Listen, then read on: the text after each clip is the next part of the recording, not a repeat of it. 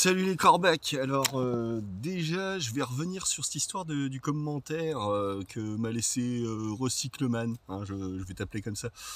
Ouais, je suis allé voir ta chaîne, c'est pas mal, c'est intéressant. En fait je pratique un petit peu de mon côté, pas aussi organisé et professionnel que tu le fais, mais ouais, je fais mes petits recyclages. Ah putain, allez, juste pour toi là, une petite anecdote en passant. C'est quand je m'y suis mis en fait. Pourquoi je m'y suis mis? C'est parce que un jour je me baladais au milieu des bois. Il y avait pas de chemin qui menait à cet endroit-là. C'était un endroit perdu au milieu des bois, du côté de Mâcon là-bas. Et il se trouve qu'en fait je suis tombé nez à nez avec une vieille bagnole. C'était une 4 chevaux, je crois bien. Ça faisait combien de décennies qu'elle était là en train de pourrir. Il n'y avait pas de chemin pour y accéder. Je sais même pas comment le gars, il y avait peut-être un chemin à l'époque, j'en sais rien, je sais pas. Bref, il y avait cette bagnole au milieu des arbres en train de rouiller autant qu'elle pouvait. Il en restait déjà plus grand chose, hein. Il y avait déjà des gars qui étaient venus couper les câbles électriques et tout ça. Mais bon, il en restait les petits bouts, eux, ils s'étaient pas fait chier à démonter, ils avaient coupé. Bref, cette bagnole au fond des bois, pièce par pièce, morceau par morceau, je l'ai désossé, je l'ai ramené dans le coffre de ma 205.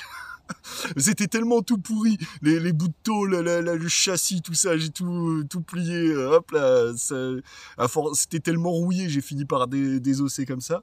Un bout de pince coupante, ou je sais plus, enfin, je l'ai pas fait en une fois, hein.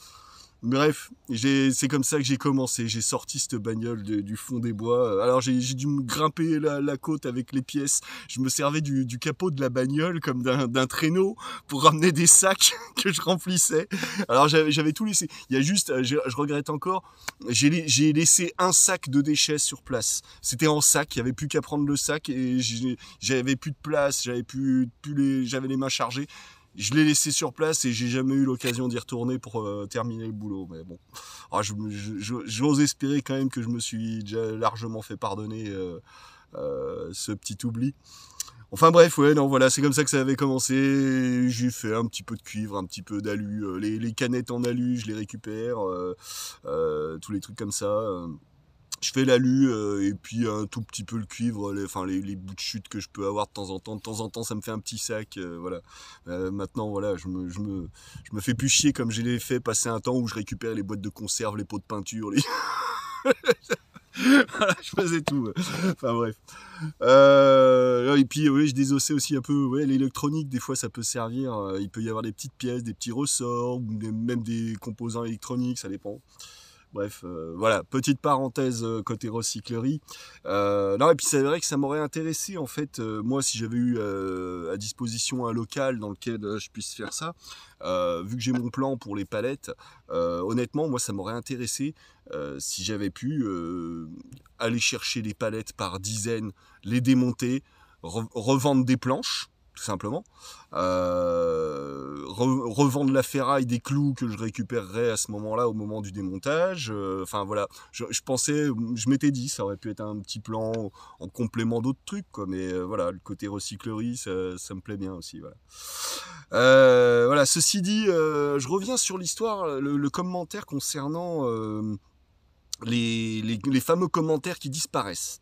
Alors voilà, suite à l'échange, je crois que j'en ai parlé dans la vidéo d'hier, hein, suite à l'échange qu'on avait eu, je me suis rendu compte effectivement qu'il avait raison concernant les histoires de popularité dans les commentaires qui disparaissent.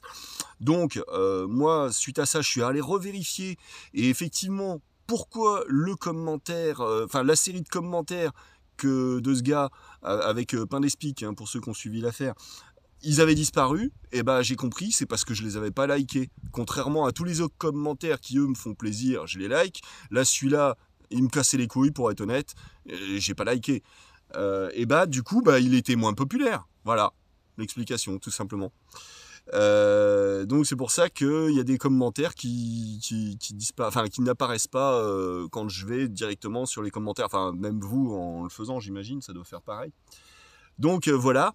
Et alors, le point que je voulais aborder par rapport à ça, hein, parce que bon voilà, c'est intéressant. Je me suis fait ma petite idée. Je commençais à être suspicieux et tout. Et puis en fait, je m'aperçois qu'il y a une raison tout à fait rationnelle pour que ça se soit passé comme ça. Ça me permet d'aborder le point des superstitions. Je sais plus, je crois que j'en ai parlé dans une vidéo, du fait qu'on s'est aperçu que les pigeons étaient superstitieux. Voilà, les pigeons sont super. Alors, c'est pas les pigeons spécifiquement, mais ça veut dire que chez le pigeon, on a su le démontrer. Donc nous, on sait très bien qu'on l'est. J'imagine que, au même titre que d'autres caractères qui peuvent se retrouver chez d'autres animaux, il n'y a pas que les pigeons qui doivent faire preuve de superstition. Mais qu'est-ce que ça explique, la superstition? Qu'est-ce que ça raconte de nous, de notre histoire en tant qu'humain aussi? C'est le fait que quand on n'a pas de réponse à une question, on va essayer d'inventer une histoire qui puisse faire coller à la réalité pour rationaliser la chose. Et donc, la superstition, il doit y avoir un mécanisme cérébral similaire qui se produit dans le cerveau de ces pigeons, hein, en l'occurrence. Mais ce que je veux dire par là, c'est que moi, voilà, tout en essayant d'avoir une position rationnelle, et puis donc, me fier plutôt aux faits et à la science, parce que en général, ça fonctionne plutôt bien, bitch. Mais quand j'ai pas de réponse, j'essaye de comprendre ce qui se cache là-dessous. Et malgré ça, la preuve en est, je me suis inventé une superstition par rapport à ces histoires d'algorithmes YouTube, parce que justement je ne comprenais pas ce qui se passait. Donc cherchant une réponse, je suis tombé là-dessus. Enfin, sur mon hypothèse, hein, on va dire, moi je considère ça comme des hypothèses de réflexion, hein, voilà. Et c'est là où justement, c'est la différence entre le dogmatisme et, je dirais, l'ouverture d'esprit, l'esprit critique. C'est le fait de, là en l'occurrence, j'avais mon idée, je creusais la question pour savoir si c'était pertinent ou pas. Boum, je tombe sur la preuve évidente que non, il n'y a pas besoin d'aller chercher si loin. Voilà, ça me va. Je reviens sur ce que je pensais, j'en fais pas toute une histoire, non mais c'est pas vrai, les masques ça sert à rien. Non, on m'apporte la preuve que, ah merde, ah ouais non en fait j'ai complètement déliré là. Pardon, c'est comme l'histoire de l'ail dont je parlais hier, hein, parce que je crois que j'ai pas précisé dans la vidéo, j'étais un petit peu exubérant hier soir, on va dire. Non, j'ai pas précisé que c'était aussi suite à un commentaire d'un gars. Alors bon, je pense que lui, il était, voilà, il s'est un peu foutu de ma gueule. Bon, il avait raison, hein, j'avais tort sur l'histoire de l'ail et de la ciboulette. Mais bon, voilà, ça arrive de se tromper, en toute bonne foi, je reconnais mon erreur. Point. Qu'est-ce que tu veux chercher de plus? Si le gars il continue d'insister, ce qui n'est pas le cas, hein, là en l'occurrence c'est pas le cas, mais je veux dire, il y a des situations dans la vie comme ça où celui qui a remporté la manche, il jubile, bien, t'as vu, je t'avais... Voilà, c'est détestable ça. Hein, donc ça c'est un petit truc, voilà, évitons de faire ce genre de choses. Ne fais pas aux autres ce que t'aimerais pas qu'on te fasse. J'essaye de me tenir, j'essaye d'éviter ce genre de comportement. Voilà. J'espère que vous en faites de même. Voilà, donc ouais, il y avait ces histoires là. Donc moi, je reviens quand même sur cette histoire de superstition, parce que on m'entend, vous pourrez, je crois que ça s'est déjà entendu, mais m'entendre dire à propos de la religion que c'est ni plus ni moins qu'une superstition. Hein. C'est rationnellement, si on regarde ce que ça représente la religion, c'est une superstition.